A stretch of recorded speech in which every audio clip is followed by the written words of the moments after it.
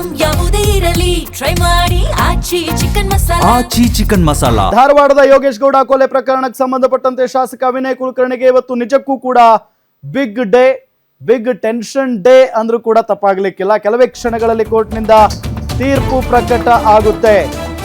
ಯೋಗೇಶ್ ಗೌಡ ಕೊಲೆ ತೀರ್ಪು ಪ್ರಕಟ ಹಿನ್ನೆಲೆ ಧಾರವಾಡ ಗ್ರಾಮೀಣ ನಗರದಾದ್ಯಂತ ಬಿಗಿ ಬಂದೋಬಸ್ತನ್ನ ಕಲ್ಪಿಸಲಾಗಿದೆ.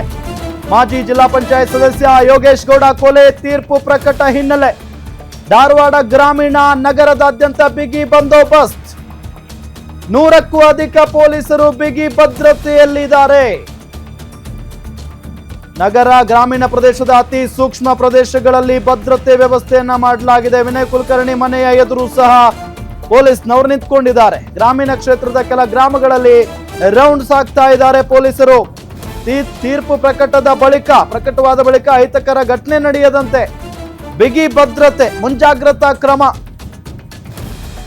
ಮಾಜಿ ಜಿಲ್ಲಾ ಪಂಚಾಯತ್ ಸದಸ್ಯ ಯೋಗೇಶ್ ಗೌಡ ಕೊಲೆ ತೀರ್ಪು ಪ್ರಕಟವಾಗುವ ಹಿನ್ನೆಲೆಯಲ್ಲಿ ಧಾರವಾಡ ಗ್ರಾಮೀಣ ನಗರದಾದ್ಯಂತ ಬಿಗಿ ಬಂದೋಬಸ್ತನ್ನ ಕಲ್ಪಿಸಲಾಗಿದೆ. 100ಕ್ಕೂ ಅಧಿಕ ಪೊಲೀಸರು ಬಿಗಿ ಭದ್ರತೆಯಲ್ಲಿದ್ದಾರೆ. ಬಿಗಿ ಭದ್ರತಾ ವ್ಯವಸ್ಥೆಯನ್ನ ಮಾಡ್ತಾ ಇದ್ದಾರೆ. ವಿನಯ್ ಕುಲಕರ್ಣಿ ಮನೆಯ ಎದುರು ಸಹ ಪೊಲೀಸ್ನವರು ಇದ್ದಾರೆ. ಈಗ ನಾವೀಗಾಗಲೇ ಹೇಳಿದ ಹಾಗೆ ವಿನಯ್ ಕುಲಕರ್ಣಿ ಅವರಿಗೆ ಹೌದು, ಅದು ಒಬ್ಬ ರಾಜಕೀಯ ನಾಯಕ ಅಂತ ಅಂದ್ರೆ ಒಂದು ಪರವಾಗೂ ಕೂಡ ಸಾಕಷ್ಟು ಜನ ಇರ್ತಾರೆ, ವಿರುದ್ಧವಾಗೂ ಕೂಡ ಸಾಕಷ್ಟು ಸಂಖ್ಯೆಯಲ್ಲಿ ಜನ ಇದ್ದೇ ಇರ್ತಾರೆ. ಈಗ ವಿನಯ್ ಕುಲಕರ್ಣಿ ಅವರು ಒಂದು ಬಾರಿ ಶಾಸಕರಾದ್ರೆ ಅದರ ನೆಕ್ಸ್ಟ್ ಬಾರಿ ಅಲ್ಲಿ ಶಾಸಕರಾಗಿದ್ದು ಬಿಜೆಪಿಯ ಅಭ್ಯರ್ಥಿ. ಸೊ ಅದಾದ ನಂತರ 2023ರಲ್ಲಿ ಮತ್ತೆ ವಿನಯ್ ಕುಲಕರ್ಣಿ ಅವರು ಶಾಸಕರಾಗಿ ಆಯ್ಕೆಯಾಗಿದ್ದಾರೆ. ಸೊ ಹೀಗೆ ಪರ ವಿರೋಧ, ಅವ್ರ ಜೊತೆಗೆ ಒಂದಿಷ್ಟು ಬೆಂಬಲಿಗರಿದ್ರೆ ಮತ್ತೊಂದು ಪಕ್ಷದಲ್ಲಿ ಬಿಜೆಪಿಗೆ ಒಂದಿಷ್ಟು ಬೆಂಬಲಿಗರಿದ್ದಾರೆ. ಹೀಗೆ ಜೊತೆಗೆ ಹಾರ್ಡ್ ಕೋರ್ ವಿನಯ್ ಕುಲಕರ್ಣಿಯ ಫ್ಯಾನ್ಸ್ ಇದ್ದಾರೆ, ಕಾರ್ಯಕರ್ತರು ಇದ್ದಾರೆ.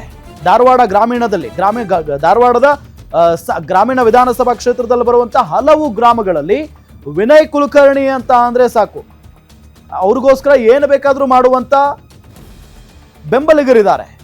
ಸೊ ಹಾಗಾಗಿ ಈ ತೀರ್ಪು ಏನೇ ಪ್ರಕಟ ಆಗ್ಬಹುದು, ತೀರ್ಪು ಏನೇ ಬರ್ಬೋದು, ಅವರ ಪರವಾಗಾದ್ರೂ ಬರ್ಬೋದು, ವಿರುದ್ಧವಾಗಾದ್ರೂ ಬರ್ಬೋದು.